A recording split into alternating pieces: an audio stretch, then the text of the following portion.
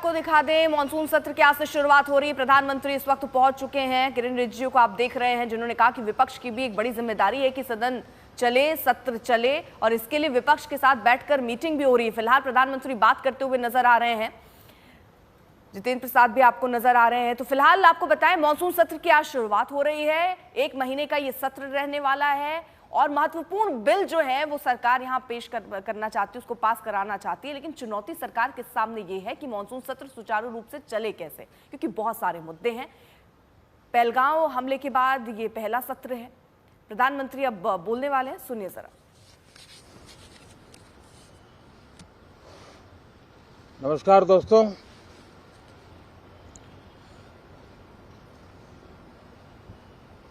Monsoon सत्र में आप सभी मीडिया जगत के लोगों का स्वागत है।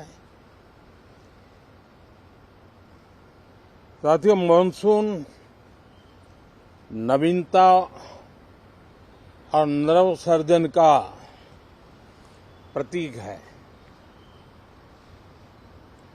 और अब तक जो खबरें मिली हैं, देश में मौसम बहुत ही अच्छे ढंग से आगे बढ़ रहा है। कृषि को लाभदायक मौसम की खबरें हैं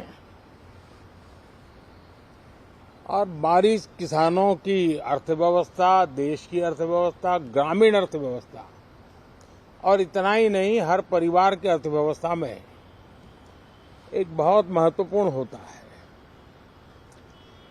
अब तक जो मुझे जानकारी दी गई है, उस हिसाब से पिछले 10 वर्ष में जो पानी का भंडार हुआ है इस बार, वो करीब करीब 3 गुना हुआ है, जिसका आने वाले दिनों में भी देश के अर्थतंत्र को बहुत लाभ होगा। साथियों, ये मॉनसून सत्र राष्ट्र के लिए ये बहुत ही गौरवपूर्ण सत्र है। ये मॉनसून सत्र राष्ट्र के लिए एक अपने आप में विजयोत्सव का रूप है।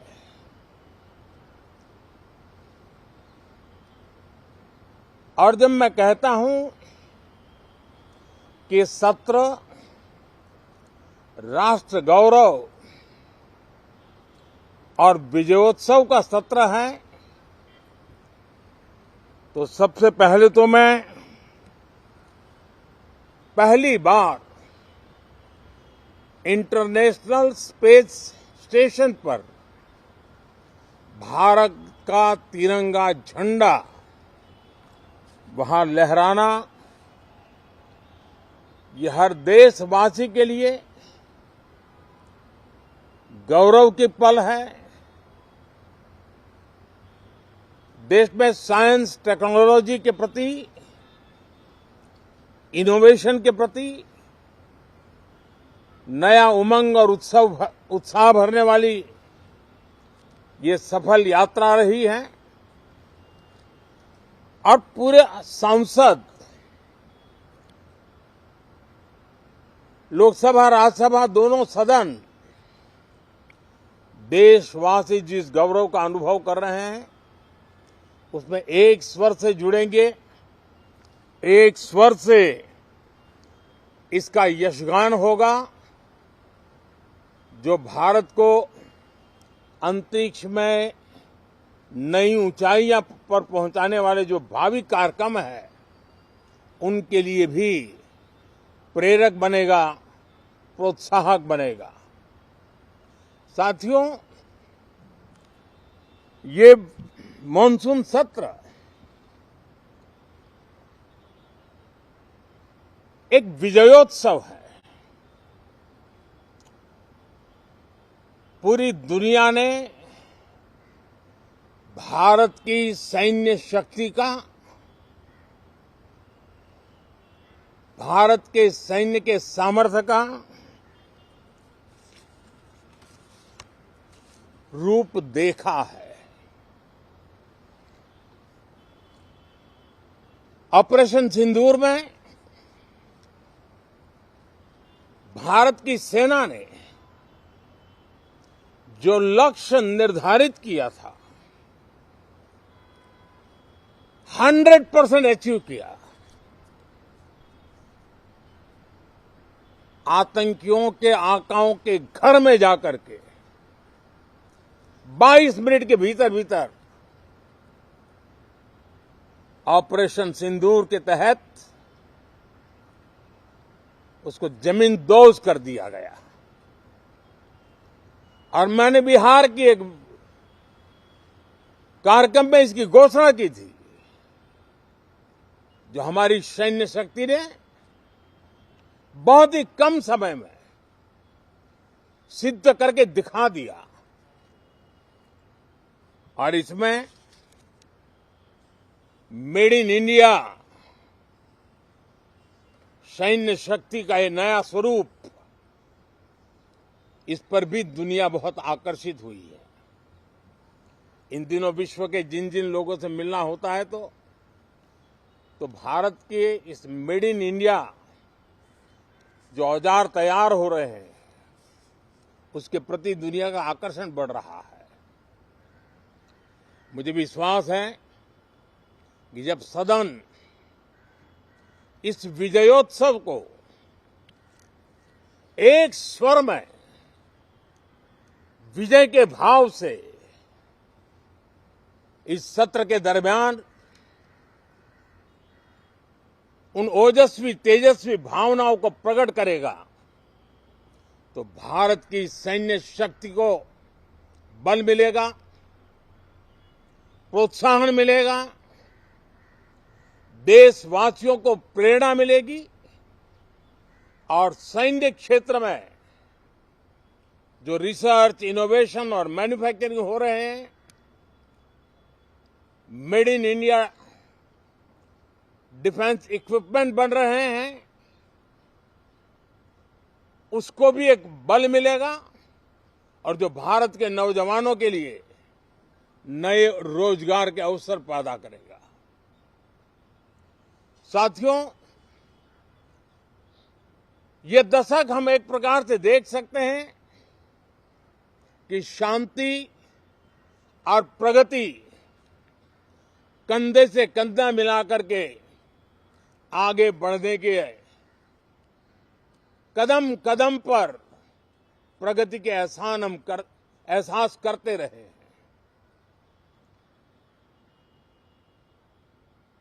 देश कई प्रकार की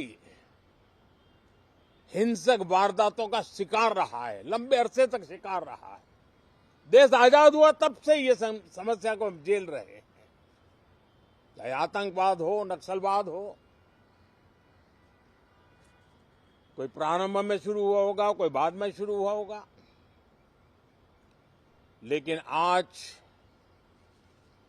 नक्सलवाद का, माओवाद का दायरा बहुत तेजी से सिकुड़ रहा है।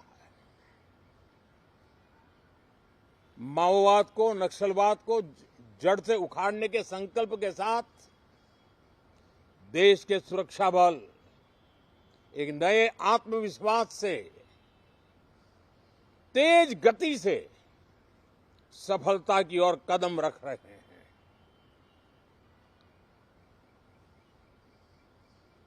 और मैं गर्व से कह सकता हूं,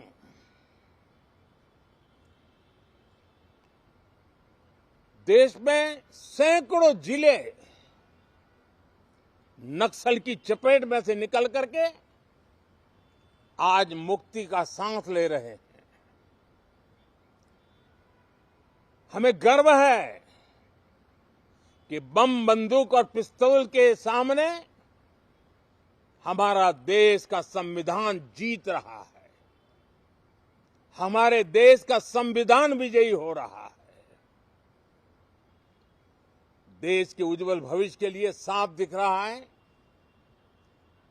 कि कल तक जो रेड कॉरिडोर थे, वो आज ग्रीन ग्रोथ जोन में परिवर्तित होते नजर आ रहे हैं।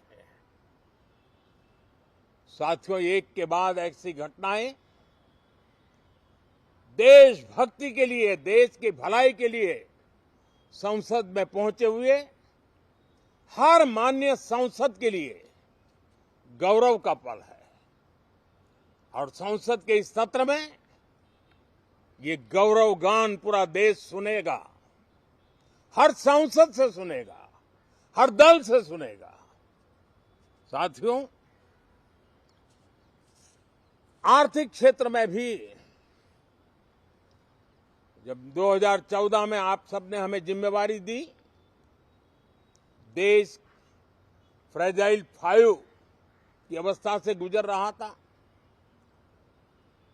2014 के पहले वैश्विक अर्थव्यवस्था में हम 10वें नंबर पर थे और आज भारत तेज गति से दुनिया की तीसरे नंबर की अर्थव्यवस्था बनने की दिशा में आगे बढ़ रहा है, दरवाजे पर दस्तक दे रहा है। इन दिनों 25 करोड़ गरीबों का गरीबी से बाहर निकलना, जिसको विश्व की अनेक संस्थाएं सराहना कर रही है। देश में एक जमाना था 2014 के पहले, जब महंगाई का दर, इन्फ्लेशन रेट डबल डिजिट में हुआ करता था। आज 2% के आसपास आकर के देश के सामान्य मानव के जीवन में राहत बन गया है, सुविधा बन गया है। लो इन्फ्लेशन के सामने हाई ग्रोथ एक अच्छे विकास यात्रा की दिशा है। साथियों, डिजिटल इंडिया, यूपीआई आज भारत के एक नए सामर्थ्य को दुनिया देख रही है, पहचान रही है और ज्यादातर देश में उसके प्रति एक आकर्षण पैदा हो रहा है। यूपीआई ने फिनटेक की दुनिया में अपने एक नाम कमाया है। रियल टाइम डिजिटल ट्रांजैक्शन दुनिया में सबसे ज्यादा हो रहे हैं। दुनिया में जितने हो रहे हैं, अकेले भारत में उससे ज्यादा हो रहे हैं। साथियों, पिछले दिनों इंटरनेशनल लेबर ऑर्गेनाइजेशन का एक वैश्विक समागम था और उसमें भारत ने बहुत बड़ी ऊंचाई प्राप्त की है। आईएलओ का कहना है कि 90 करोड़ से ज्यादा लोग भारत में अब सोशल सिक्योरिटी के दायरे में है। ये अपने आप में एक बहुत बड़ा अचीवमेंट है। उसी प्रकार से वैश्विक संस्था WHO ने ये कहा है कि भारत अब आंख की जो बीमारी आमतौर पर बारिश के सीजन में ज्यादा देखी जाती थी, ट्रैकोमा, अब भारत को WHO ने ट्रैकोमा फ्री घोषित किया है। तो आरोग्य के क्षेत्र में भी ये अपने आप में एक महत्वपूर्ण भारत के लिए सिद्धि है।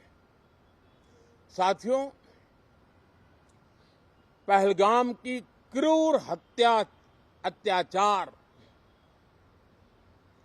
नरसंहार, पूरी दुनिया चौंक उठी थी। आतंकवादी और आतंकवादी के आके दुनिया का ध्यान उनकी तरफ केंद्रित हुआ था और उस समय दल हित छोड़ करके देश हित में हमारे ज्यादातर दलों के प्रतिनिधि, ज्यादातर राज्यों के प्रतिनिधि विश्व भ्रमण किया, दुनिया के अनेक देशों में गए और एक स्वर से दुनिया के सामने आतंकवादियों का आका पाकिस्तान को बेनकाब करने का एक बहुत सफल अभियान चलाया। मैं आज राष्ट्र हित में किए गए इस महत्वपूर्ण कार्य के लिए उन सभी सांसदों की सराहना करना चाहता हूं, सभी दलों की सराहना करना चाहता हूं और उसने देश में एक सकारात्मक वातावरण पैदा किया। विश्व ने भारत की बात को स्वीकार करने की दिशा में अपने मन के द्वार खोले और इसके लिए ये हमारे सांसदगण, हमारे राजनीतिक दल सराहना करने के मेरे लिए सौभाग्य है। साथियों, हम जानते हैं कि ये स्पिरिट, एक स्वर, एक एकता का वातावरण देश को कितना उत्साह से भर देता है। विजयोत्सव का ये पर्व इस मॉनसून सत्र में भी उसी भाव से प्रकट होगा। देश की सैन्य शक्ति को सराहना करेगा, देश के सामर्थ्य का गौरवगान करेगा और देश के 140 करोड़ नागरिकों को नई प्रेरणा का कारण बनेगा। मुझे विश्वास है कि हम सब मिलकर के डिफेंस के क्षेत्र में आत्मनिर्भर होने के इन प्रयासों को बल दें, सेना के सामर्थ्य की सराहना करें और मैं आज देशवासियों के सामने जरूर कहूंगा और देश के राजनीतिक दलों से भी कहूंगा कि देश ने एकता की ताकत देखी है, एक स्वर का सामर्थ्य क्या होता है देखा है। तो सदन में से भी सभी माननीय सांसद उसको बल दें, उसको आगे बढ़ाएं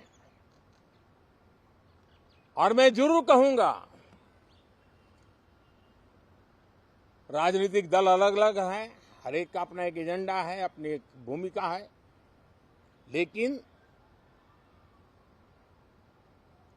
मैं इस वास्तविकता को स्वीकार करता हूं कि दल हित में मत भले न मिले, लेकिन देश हित में मन जरूर मिले। इसी एक भावना के साथ इस मॉनसून सत्र से देश के विकास यात्रा को बल देने वाले, देश की प्रगति को बल देने वाले, देश के नागरिकों को सामर्थ्य देने वाले अनेक विधेयक प्रस्तावित हैं।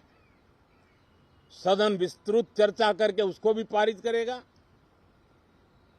मेरी सभी माननीय सांसदों से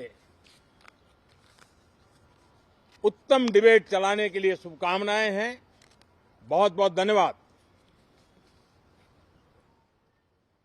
तो प्रधानमंत्री नरेंद्र मोदी को आप सुन रहे थे। मॉनसून सत्र की शुरुआत होनी, लेकिन सत्र से पहले उन्होंने संबोधित किया और एक तरीके से ये भी कहा कि ये जो सदन है सुचारू रूप से चले, ये कोशिश होगी। आपको ये भी बताएं कि 8 नए और 7 लंबित बिल यहां पर पेश होने की योजना सरकार की नजर आई है और ऐसे में सुचारू रूप से अगर ये सत्र चलता है तो ये सरकार के लिए भी उपलब्धि होगी, क्योंकि बीते कई सत्र हम देख रहे हैं हंगामे की भेंट चढ़ जाता है, लेकिन इस बार क्या ये मॉनसून सत्र भी हंगामे की भेंट चढ़ जाएगा, देखना होगा। प्रधानमंत्री ने पहलगाम का जिक्र किया, सेना के शौर्य का जिक्र किया और ये बताया कि दुनिया के सामने भारत का सैन्य सामर्थ्य कैसे झलका है। ये मॉनसून सत्र एक विजयोत्सव है। पूरी दुनिया ने भारत की सैन्य शक्ति का, भारत के सैन्य के सामर्थ्य का रूप देखा है। ऑपरेशन सिंदूर में भारत की सेना ने जो लक्ष्य निर्धारित किया था 100% अचीव किया। आतंकियों के आकाओं के घर में जाकर के 22 मिनट के भीतर भीतर ऑपरेशन सिंदूर के तहत उसको जमींदोज कर दिया गया। और मैंने बिहार की एक कार्यक्रम में इसकी घोषणा की थी, जो हमारी सैन्य शक्ति ने बहुत ही कम समय में सिद्ध करके दिखा दिया।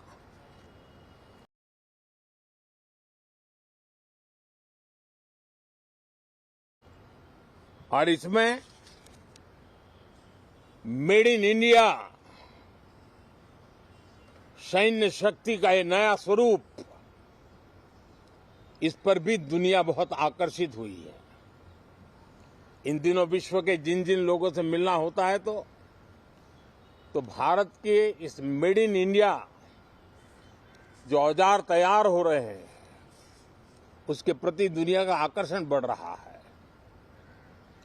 मुझे विश्वास है कि जब सदन इस विजयोत्सव को एक स्वर में विजय के भाव से इस सत्र के दरमियान उन ओजस्वी तेजस्वी भावनाओं को प्रकट करेगा, तो भारत की सैन्य शक्ति को बल मिलेगा, प्रोत्साहन मिलेगा, देशवासियों को प्रेरणा मिलेगी और सैन्य क्षेत्र में जो रिसर्च, इनोवेशन और मैन्युफैक्चरिंग हो रहे हैं, made in India defence equipment बन रहे हैं, उसको भी एक बल मिलेगा और जो भारत के नौजवानों के लिए नए रोजगार के अवसर पैदा करेगा।